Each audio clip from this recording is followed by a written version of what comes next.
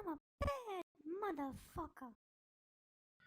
All right, so we have a story here about WEF motivational speaker Austin Powers haired president and neoliberalism's famous FAW libertarian Milei, Javier Milei, the new leader of Argentina. Now, so far, his leadership is not going down as planned. Some people have some exceptions to some of his programs. So now Javier presents himself as kind of this anti-establishment populist. But last I heard, Bill Clinton doesn't usually hang out with people with that profile. Nor does Joe Biden. Well, not, I mean, on an island, sure, but not on an island. Well, that's, not on a full continent. What happens on Lolita Island stays on Lolita Island. That's where we get anarcho-capitalism. But outside of that. All right, so clashes have erupted between protesters and police in Buenos Aires today during protests against anarcho-capitalists, in quotes, President Javier Milei's new economic plan. Police have reportedly fired beanbag rounds from shotguns as well as tear gas at protesters during the clashes. Well, he's got the anarcho part down. All right, so let's. They're protesting his economic proposals. They're being debated in Parliament right now. These shields say gender? Yeah. Oh, look, they're down there too. Oh my God. Gendarmeria. Is that what it says? Gendarmeria. Yeah.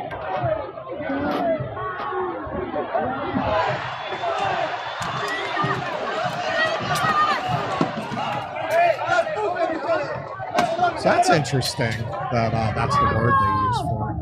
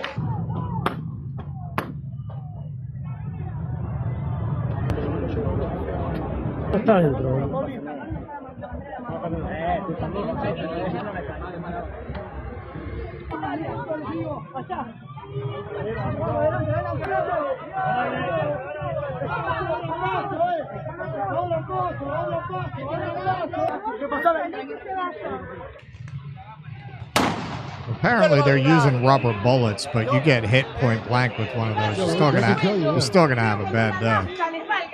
They're called less than lethal, not non-lethal. Right. Argentina police battle protesters opposed to omnibus reform bill. Oh. Police in Argentina fired rubber bullets to disperse protesters gathered outside. Opposition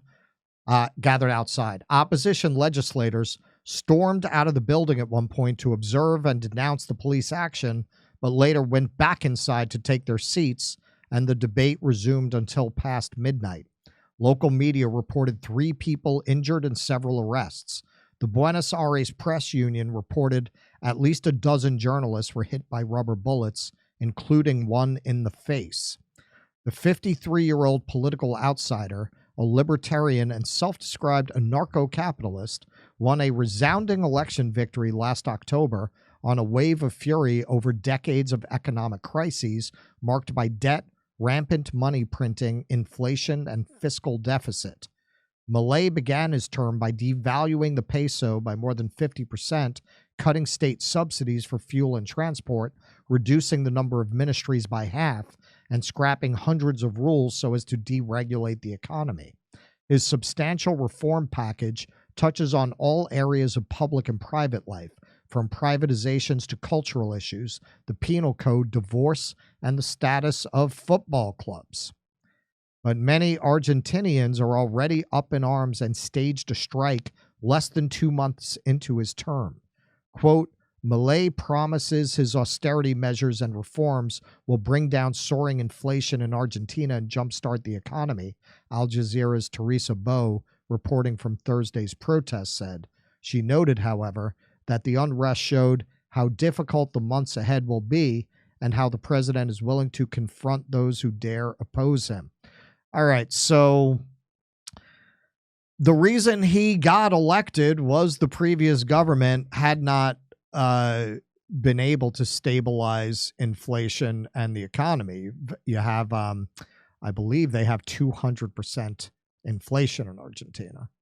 So when he dropped it by half, it just dropped it to 100%? I guess, yeah. I mean, it sounds like he wants to move all at once, and this is essentially what he's saying. He's saying, rip the Band-Aid yeah, off. there's going to be pain, but it's going to stabilize the economy. Will it's it? Attached to our dollar.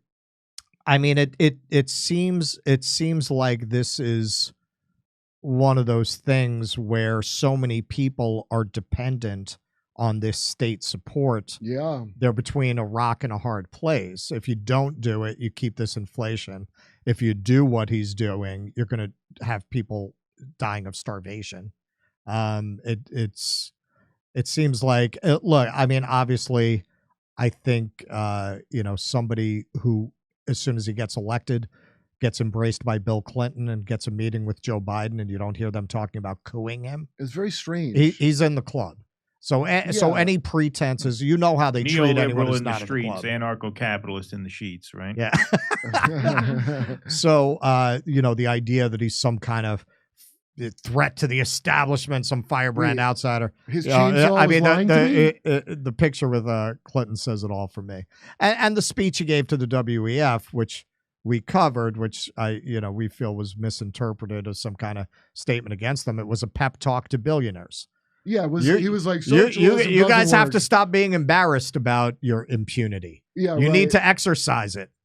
So all that's bullshit. That having been said, yeah, I mean, there's a reason that this guy got elected, because the economy was completely destroyed. Is this going to fix it? Is this the proper way to fix it? I don't know, Keaton, you want to weigh in? Doesn't seem like it, judging by that response. Well, the people don't feel it is. No, they don't feel it is. Saw real freedom in action there on the streets of Argentina. No, a few slides back, you saw his policy set there, devaluing the currency, widespread deregulation. This is the kind of leader that the CIA installs if the socialist wins the election. Yes, exactly. This is how non-anti-establishment he is. In South America, when a socialist beats a guy like this, we say those results don't count. We coup the government and we install this type of leader there. And so, look, I would not try and pretend to be an expert in the politics of Argentina, but yeah, I mean, given what we just saw there, it seems like he's not off to a great start. How many, what portion of the population? Because how would you win an election promising that? And then they say, people in the crowd didn't think they were desperate. If you look economic policy by economic policy, you would think it's impossible for Donald Trump to win here. Right. Most Americans want more social democracy and less capitalism. That doesn't always translate. In fact, it rarely does. So those are people that liked him and have turned, and not just people that always were. Because I mean, he was pretty crazy in his promises. The people were desperate, so they did turn. It's like Batman. They were in their desperation. They turned to a man they didn't really understand. Well, but it doesn't make sense. He's the Joker of Argentina. Like he didn't. Those have to be people that always didn't like him, because they wouldn't be surprised if he's doing the thing he said he went around ripping. I don't know. Down it's one thing to have somebody going around and ranting and raving against a government that you're not happy with, and then him turning around and saying, "Yeah, we're cutting all your subsidies. We're cutting all the government support you get." He said that all. I think his labor union was there. I mean, people are funny that way. It was the same. Also, like the rhetoric of nationalism creates this sort of illusion of shared success and shared failure. We're going to get into this when we talk about Trump, when he talks about how NATO has to start paying up so that we don't have to fund NATO. We meaning who? The taxpayer? I got news for you, folks.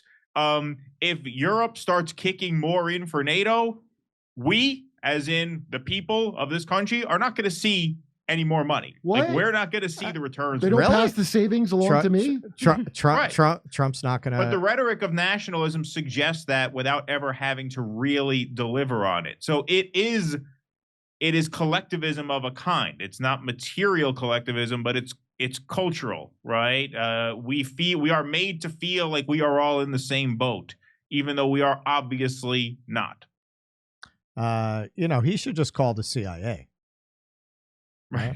I mean, they'll help him out. They'll help him out. Yeah, right. Exactly. All right, Misha, to you. All right. Oh yeah, these aren't his supporters. This is the people that didn't like him to begin with. I mean, I'm not saying that there's an awful lot of them. Yeah, well, a bunch of the countries employed in the. I'm not saying they're wrong. I have no idea, but the people that voted for him, he couldn't have been more clear. He was going to do crazy shit. Well, actually, I mean, sure. But where are the people who supported him? Like, why aren't there? They got why aren't there like actual citizen counter protesters?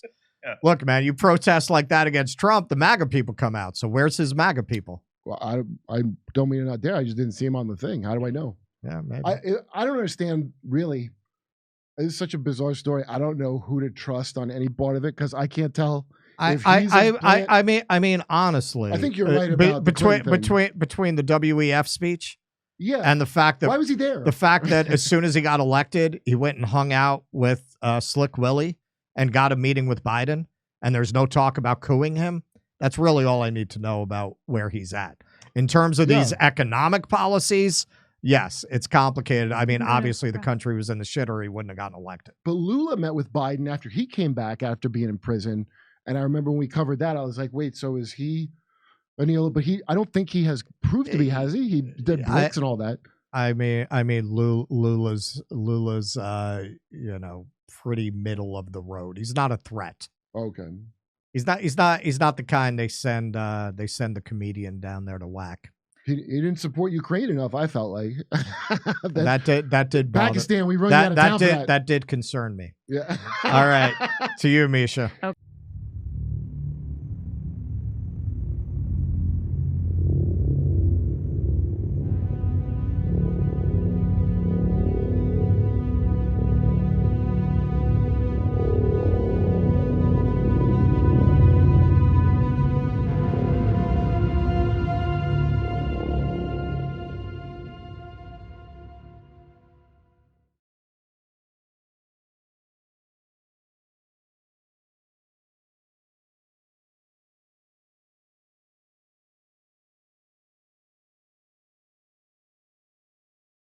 Hey, thanks for checking out our YouTube channel. Subscribe by clicking on that button down there for more AM Joy and the rest of MSNBC. And click on any of the videos right here to watch the latest interviews and highlights. And you can get more videos from MSNBC for free every day with our newsletter. Just visit